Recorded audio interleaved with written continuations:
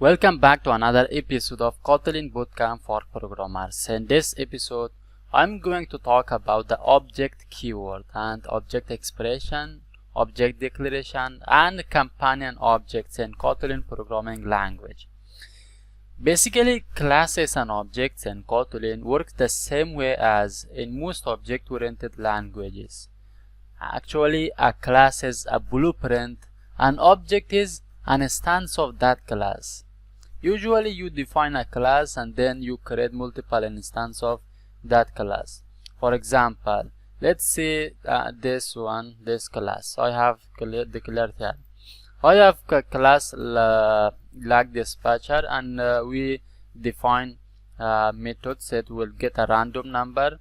So this is a Kotlin, we can import that. It's a Java or Kotlin random number, so it will get for us a random number, and then after declaring of that class, we initialize the number of then we declare an object. So this is an object. We declared an object, or we call it as an instance. We created two instances. We can create tons and tons of instances of these classes, and then we can access, or we can then modify the object of those classes. If we run this programming right now, we will get this class, and we will run this random number. We will get a random number like this, and if I run it again, we will get different numbers. I mean, this is the basic way, or the simple class we declared already. Now I want to talk about the object keyword. In Kotlin, besides the class, you can also have an object keyword that is used to obtain a data type with a single implementation. So actually, if you are a Java user and you want to understand what a single means, you can think of a singleton pattern set to ensure you that only one instance of that class is created, even if two threads try to create it. To achieve this in Kotlin, you only need to declare an object, no class, no constructor, only a lazy instance. Why lazy?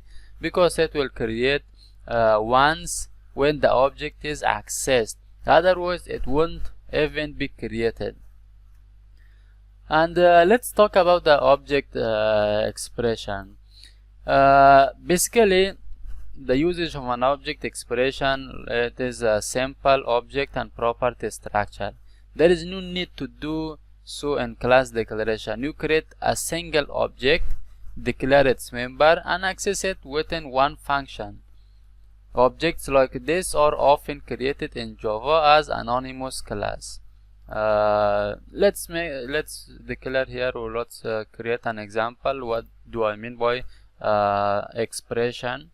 I want to remove this one and I want to paste this one. For example, I have a function rent price. Now our rent price have these ones, standard days, festival days, and special days. And now we can create an object expression. This is an object expression. This is an object. We store the object expression inside this variable, the reds.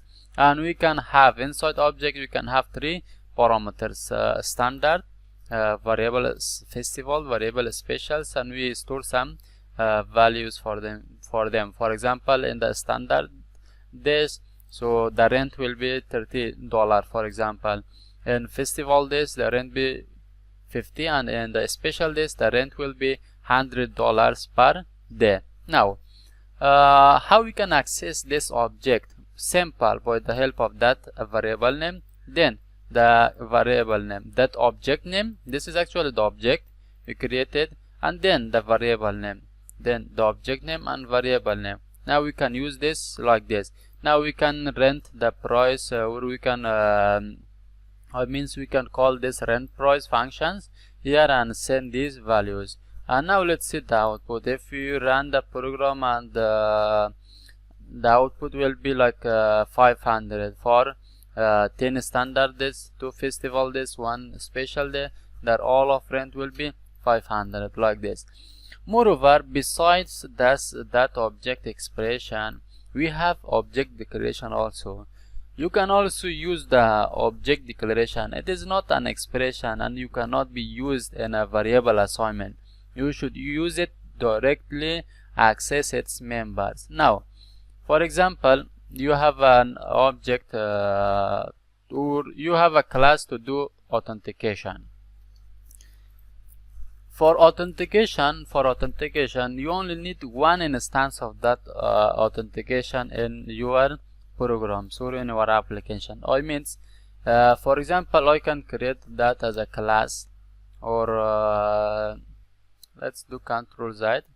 I want to create something in a class. Class do auth, and let's make it class. And now the same thing, I want to print this function inside this. We have this one, and now in the main function I can create multiple instances of this one. Do auth, for example. Now I want to create var do auth 1, and for example do auth 1 equal do auth class, and now we created an instance of that class. Now we can access that take params. Do auth 1 dot take params, and it takes a user, and it will take a passwords. I means if we use it a class, so we can create multiple instances of that class, and we can have multiple variable for that. For example, I want to create right now 4 instance. I means we can create as many instances as we want. And now for this example, for the authentication, we don't need multiple instances of that in our application, because in login we have only one authentication, or most often in our network we only have one instance of that network to call the data from the websites. Now for this purpose, we don't need multiple instances. We only need one instance of that. Class. For this purpose, we create that class as an object, and without creating that instance, or means without creating that instance, we don't initialize that again, because that is already an object. For example, we create this is an object, or we can call it an instance of this class, or this is an object of this class. If we have object already, so why we should create a new object again? So we don't need to create a new object. So we call it directly from our object name, and then we can call our functions. Even we don't need to declare that. Like this we can access our object automatically. I want to remove this one. Now if I run the program, so it will do authentication. So it will output just input auth parameters for one, for example this QW. Now I want to talk about the companion objects. So an object declaration inside a class defines another useful case. For example, the companion object. Actually, synthetically, the companion object is similar to static method in Java. You call object members using its class name as a qualifier. If you plan to use a companion object in Kotlin, consider package level function instead. Now I wanna create a new class. It is the class big bin. Now here I created a companion objects. And Java, if you know Java, it is like static. But in Kotlin we have the companion. In Kotlin we have the companion that help us to create the concept of that static in Kotlin. Now how we can access these elements? If you want to be this get bands be a companion object, we just create a companion object of that. Now if I remove that companion, I cannot access this one directly.